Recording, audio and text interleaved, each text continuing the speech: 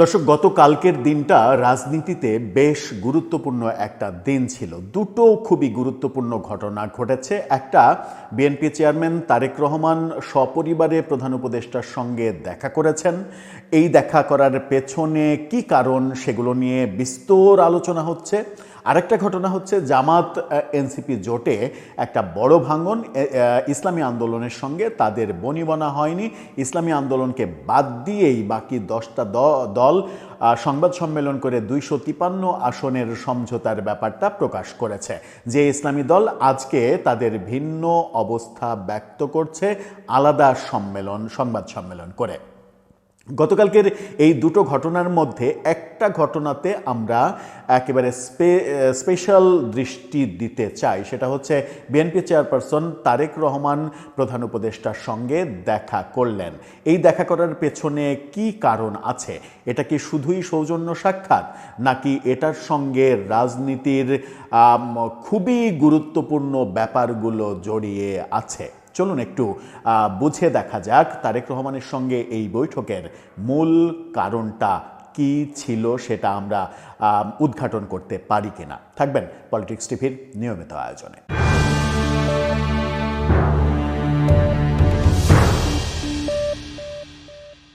দর্শক, বলছিলাম BNP chairman Tarique রহমানের সঙ্গে প্রধান উপদেষ্টার সাক্ষাৎ, এটা নিয়ে অনেক আলোচনা হয়েছে এবং গণমাধ্যমে খবর হয়েছে শুধু তারেক রহমানের সঙ্গে বৈঠক, তারেক রহমান যাচ্ছেন, তার গাড়ি যমুনার কাছাকাছি, তিনি বৈঠক সারলেন, তিনি আবার ফিরে আসলেন, এই জাতীয় নিউজই হতে দেখেছি। কিন্তু নিউজের ভেতরে অন্তঃসার শূন্য অবস্থায় বেশি দেখেছে। অর্থাৎ তারেক রহমানের সঙ্গে প্রধান উপদেষ্টার বৈঠকের কোনো মেসেজ বাংলাদেশের কোনো গণমাধ্যমে আসেনি। এই না আসার কারণটা কি? এই না আসার কারণটা কি এটা যে সরকার থেকে কিংবা বিএনপি থেকে এটা ডিসক্লোজ করতে চাওয়া হয়নি? দুই পক্ষই এই ব্যাপারটা গোপন রাখতে চেয়েছেন। যদি আবার প্রশ্ন আসে, যদি ব্যাপারটা শুধুই রাজনৈতিক ব্যাপার হয়, যদিও সরকার থেকে বলা হয়েছে তারেক রহমানের সঙ্গে বৈঠকের সঙ্গে রাজনীতির সম্পর্ক নেই, এই বৈঠকটা রাজনৈতিক বৈঠক নয়, তাহলে প্রশ্ন আসে যে যমুনাতে তারেক রহমান সপরিবারে গেলেন কেন? দাওয়াত খেতে? প্রফেসর ইউনূসের বাসায় কি কোনো বিশেষ আয়োজন ছিল? তার পারিবারিক কোনো অনুষ্ঠান ছিল যে অনুষ্ঠানে যোগ দিতে পরিবার নিয়ে তারেক রহমান দেখা করলেন প্রফেসর ইউনূসের সঙ্গে? যেখানে কিনা এই ছবিটা দেখে নিন, যেখানে আমরা দেখছি যে প্রফেসর ইউনূসের সঙ্গে তার মেয়ে দিনা ইউনূস সহ আছেন, আর তারেক রহমানের সঙ্গে তার স্ত্রী জোবাইদা রহমান এবং মেয়ে জাইমা রহমানও আছেন। এই ছবিটা গণমাধ্যমে দেয়া হয়েছে। এই একটি ছবি গণমাধ্যমে এসেছে, আর একটা ছবি তারা একান্তে কথা বলছেন, এরকম ছবি গণমাধ্যমে দেয়া হয়েছে। আমি নিশ্চিত মানে হচ্ছে যে ভাবনার জায়গা থেকে নিশ্চিত যে এই সাক্ষাৎটা দুইটা ফেসে হয়েছে। একটা ফেসে হচ্ছে সবাই মিলে অন্তরঙ্গ মুহূর্তে ভাব বিনিময় করেছেন, এটা একটা ফেস। আর একটা ফেস হচ্ছে তারেক রহমান এবং ডক্টর ইউনূস 1-to-1 বা আর কাউকে ঘরের মধ্যে না রেখে তারা 1-to-1 কথা বলেছেন। এটা হওয়ার সম্ভাবনাই বেশি, এবং যেহেতু সরকার থেকে বলা হচ্ছে এটার সঙ্গে কোনো রাজনীতির সম্পর্ক নেই, এটা রাজনীতি না, সেখান থেকেই এই ব্যাপারটা উৎপন্ন হওয়া খুবই স্বাভাবিক। মানে সেখান থেকে ধারণা পাওয়াটা খুবই সিম্পল একটা ব্যাপার যে এটার সঙ্গে রাজনীতি জড়িত আছে। কখন তারেক রহমান প্রফেসর ইউনূসের সঙ্গে দেখা করলেন? যখন বাংলাদেশে চলমান ভোটের যে আয়োজন, সেই আয়োজন নিয়ে নানা রকমের উত্তেজনাকর পরিস্থিতি তৈরি হচ্ছে এবং নানা ধরনের অভিযোগ নির্বাচন কমিশন এবং সরকারের নানা রকমের কর্মকাণ্ড নিয়ে প্রশ্ন জাগছে। এই যে নানা ধরনের কর্মকাণ্ড নিয়ে প্রশ্ন জাগছে, তার মধ্যে কোনটা গুরুত্বপূর্ণ? তার মধ্যে একটা গুরুত্বপূর্ণ ব্যাপার সেটা হচ্ছে যে বিএনপির একটা বড় অভিযোগ রয়েছে যে একটা ধর্মভিত্তিক দল তারা ধর্মকে ব্যবহার করে ধর্ম অবমাননা করে ভোটারদের কাছ থেকে ভোট চাচ্ছে এবং তাদের কাছ থেকে ভোটার আইডি এবং ফোন নাম্বার সংগ্রহ করছে, এরকম অভিযোগ বিএনপির পক্ষ থেকে রয়েছে। যদিও অপর পক্ষ থেকে এই অভিযোগ অস্বীকার করা হয়েছে। এটা একটা কারণ হতে পারে। আরেকটা কারণ হতে পারে যে নির্বাচনের প্রচার অভিযানে তারেক রহমান যখন উত্তরবঙ্গ সফর করতে চাইলেন, এমনি সৌজন্য সফর, সেই সফর যেন তারেক রহমান না করেন সেটার জন্য নির্বাচন কমিশন থেকে তাকে অনুরোধ করা হলো এবং অনুরোধ তারেক রহমান রাখলেন, তিনি উত্তরবঙ্গ সফর বাতিল করে দিলেন। কিন্তু আমরা দেখছি যে নানাভাবে নানা আঙ্গিকে তারেক রহমানের বিপক্ষ যে জোট, সেই জোটের ক্যান্ডিডেটরা সারা দেশে নিজেদের নির্বাচনী প্রচার অভিযান চালিয়ে যাচ্ছেন। এমনকি ঢাকাতেই দেখছি একাধিক ক্যান্ডিডেটের ব্যাপারে যেটা মিডিয়া সবসময় তাদেরকে কাভারেজ দিচ্ছে এবং সেই ক্যান্ডিডেটেরা ওপেন নির্বাচনী গণসংযোগ করে বেড়াচ্ছে, যেটা নির্বাচনের আচরণবিধির পরিষ্কার লঙ্ঘন। তারেক রহমানকে আপনি উত্তরবঙ্গ সফর করতে দিলেন না, কিন্তু অন্য জোটের অন্য প্রার্থীরা নির্বিঘ্নে নির্বাচনের প্রচার করে যাচ্ছেন। এটা এই যে বৈষম্য, এই বৈষম্যর ব্যাপারে তার কথা হতে পারে, যেটা বিএনপির তরফ থেকে অভিযোগ রয়েছে। আরেকটা যেটা অভিযোগ রয়েছে, সরকার গণভোটের ভোটের ক্যাম্পেইনে নেমেছে। যদিও এখন পর্যন্ত নির্বাচনের ক্যাম্পেইন শুরু হয়নি। নির্বাচনের ক্যাম্পেইন শুরু হবে 21 তারিখ থেকে। সরকার কৌশলে আগেই নেমেছে এবং সরকার একটা পক্ষ অবলম্বন করছে। সেটা নিয়ে ভিন্ন আরেকটা আলোচনায় খুবই গুরুত্বপূর্ণ একটা আলোচনা করব। কিন্তু গণভোটের প্রচারের নামে আমরা দেখছি যে এনসিপি বিশাল একটা ট্রাক নামিয়ে দিয়েছে রাস্তায়, যে ট্রাকের চতুর্পাশে এলইডি স্ক্রিন, এবং সেই এলইডি স্ক্রিনে গণভোটের প্রচার করা হচ্ছে এবং তার সঙ্গে যারা রয়েছে সেই গাড়িতে যারা বিভিন্ন জায়গায় ক্যাম্পেইন করছেন, ঢাকাতে গতকালকেও দেখা গেছে, সেই ক্যাম্পেইনে কিন্তু শুধুমাত্র গণভোট আসছে না, মূল যে ভোট জাতীয় নির্বাচন, সেই নির্বাচনের কথাও আসছে। সুতরাং সেটাও নির্বাচনী আচরণবিধির লঙ্ঘন হওয়ার কথা, এটাও বিএনপির পক্ষ থেকে অভিযোগ রয়েছে। একটা বড় অভিযোগ তৈরি হয়েছে, সেটা হচ্ছে যে পোস্টাল ব্যালট। বাহরাইনের পরে কুয়েত এবং সৌদি আরবে এই পোস্টাল ব্যালট কাণ্ড ধরা পড়ে গেছে। গতকালকে গভীর রাতে সাংবাদিক জুলকারনাইন শাহের, আল জাজিরার সাংবাদিক, তিনি দুটো ভিডিও প্রকাশ করেছেন।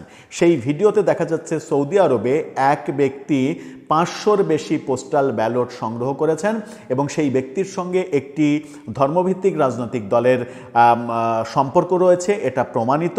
এবং সেখানে দেখা যাচ্ছে যে তিনি বলছেন যে একটা কোড ব্যবহার করা হয়েছে, যেন ওই কোডটা ব্যবহার করলে সব একই ঠিকানায় যাবে, এবং সেই কোডটা ব্যবহার যারা করেছে তাদেরটা সবই এক ঠিকানায় গিয়েছে। এবং এমন মানুষও তার মধ্যে রয়েছেন, তাদের দলীয় মানুষ বাদ দিয়ে অন্য দলের কিংবা বিএনপির একজন তো অভিযোগই করছেন যে আমি বিএনপির অমুক, আপনি আমার পোস্টাল ব্যালট ওখানে নিয়ে গেলেন কেন, কোন অধিকারে আপনি নিয়ে গেলেন, এই জাতীয় একটা টেলিফোন আলাপ সহ জুলকারনাইন শাহের ওই ব্যক্তির সঙ্গে টেলিফোনে কথা বলে এই ব্যাপারটা বের করার চেষ্টার ভিডিও, দুটো ভিডিও এক জায়গায় করে সামাজিক যোগাযোগ মাধ্যমে প্রচার করে দিয়েছেন। তার আগে বাহরাইনের ঘটনা আমরা দেখেছি, তার মানে অন্তত 3টি দেশে এই ঘটনা প্রকাশিত হয়েছে এবং এটা নিয়ে বিএনপির তরফ থেকে আনুষ্ঠানিকভাবে নির্বাচন কমিশনে অভিযোগ করা হয়েছে। নির্বাচন কমিশন থেকে বলা হয়েছে এটা আবেগে করেছে ভোটাররা, যেটা ঠিক হয়নি। কিন্তু নির্বাচন কমিশন তলিয়ে দেখছে না যে ওখানে একটা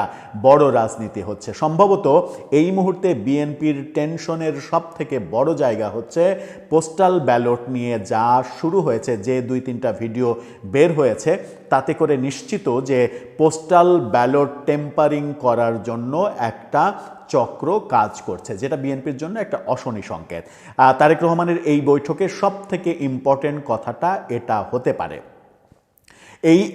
এই ব্যাপারটা হতে পারে যখন বিএনপি আবার যে পোস্টাল ব্যালট ছাপানো হয়েছে সেখানে এমনভাবে সাজানো হয়েছে, যেভাবে সাজালে দাঁড়িপাল্লাটা উপরে থাকে, হাত পাখাটা উপরে থাকে, শাপলাকলিটা উপরে থাকে এবং ধানের শীষটা মাঝখানে চলে আসে ভাঁজের কাছে। সেটা নিয়েও বিএনপি অভিযোগ করেছে। দেখলাম যে বিএনপি আনুষ্ঠানিকভাবে অভিযোগ করছে এবং এটা নিয়ে সভা সেমিনার করছে। এই ব্যাপারগুলো নিশ্চিত করেই প্রধান উপদেষ্টাকে তারেক রহমান খুবই গুরুত্ব সহকারে বলবেন। এই নিয়মিত ব্যাপারগুলো ভোট নিয়ে এক ধরনের শঙ্কা বিএনপির মনে তৈরি হয়েছে, যেটা বিএনপি এর আগে সচেতন ছিল না। এখন হয়তো তারা মনে করছে যে এখন যদি আমরা সচেতন না হই তাহলে খেলাটা শেষ হয়ে যেতে পারে। এই আলোচনা যেমন হতে পারে, তেমনি সাম্প্রতিক সময়ে আরেকটা বড় আলোচনা সামনে এসেছে। সেটা হচ্ছে যে মার্কিন দুই কূটনীতিবিদ প্রধান উপদেষ্টার সঙ্গে মিটিংয়ে রিকনসিলেশনের প্রসঙ্গ এসেছে। সেই মিটিংয়ে প্রফেসর ইউনূস দক্ষিণ আফ্রিকার নেলসন ম্যান্ডেলার উদাহরণ দিয়ে reconciliation truth commission, reconciliation commission গঠন করার ব্যাপারটা হতে পারত যদি আওয়ামী লীগ ক্ষমা চাইতো, আওয়ামী লীগ যদি অনুতপ্ত হতো, এই প্রসঙ্গটা এনেছেন। এবং সাম্প্রতিক সময়ে মার্কিনী কর্তৃপক্ষের মুখে আওয়ামী লীগের প্রসঙ্গ, আওয়ামী লীগকে কীভাবে ভোটে আনা যায়, কীভাবে রাজনীতিতে আনা যায়, 4 ব্রিটিশ এমপির আবারও পুনরায় চিঠি, বাংলাদেশ সরকারকে পুনরায় চিঠি ইনক্লুসিভ নির্বাচনের জন্য, ভারতের অব্যাহত চাপ, আমেরিকার নতুন রাষ্ট্রদূতের বাংলাদেশে আগমন, সেখানে কোনো নতুন বার্তা আসলো কিনা, এরই মাঝে আমেরিকা বাংলাদেশ বেশ কিছু দেশের ভিসা বন্ধ করে দিয়েছে, তার মধ্যে বাংলাদেশ একটা, অনেকগুলো আন্তর্জাতিক ইস্যু রয়েছে। এবং নিশ্চিত করেই তারেক রহমানের সঙ্গে সেই আন্তর্জাতিক ইস্যুগুলো নিয়েও আলোচনার প্রেক্ষাপট রয়েছে। যদি এই ব্যাপারগুলো, আন্তর্জাতিক ইস্যু, দেশীয় ইস্যু, নির্বাচনের ইস্যু, এই ইস্যুগুলো নিয়ে যদি আলোচনার কিছু নাই থাকতো, তাহলে তারেক রহমান তার মূল্যবান ভোটের আগে তার মূল্যবান সময় নষ্ট করে সপরিবারে আমার মনে হয় যে যমুনাতে যেতেন না। এবং এই সপরিবারে যাওয়া এবং প্রফেসর ইউনূসের সঙ্গে তার মেয়ে দিনা ইউনূসের উপস্থিতি, এই ছবিটা প্রকাশ করাটাও হয়তো একটা কৌশল, যেন মানুষের কাছে এই ভাইবটা তৈরি হয় যে এটা একটা পারিবারিক মিলন মেলা হয়েছে, এটার সঙ্গে রাজনীতি সম্পর্কিত নয়। কিন্তু তারেক রহমান যমুনাতে যাবেন, সেখানে রাজনৈতিক আলোচনা হবে না, যখন কিনা রাজনৈতিক অনেকগুলো সংকট আমাদের সামনে দেখা দিচ্ছে। সেটা কি বিশ্বাসযোগ্য? দর্শক, আপনার কাছে কি মনে হয়?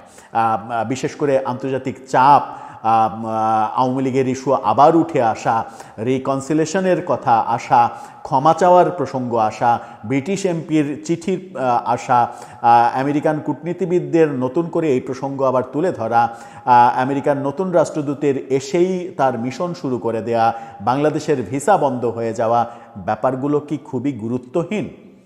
আপনার মতামত জানিয়ে লিখতে পারেন আমাদের কমেন্ট বক্সে।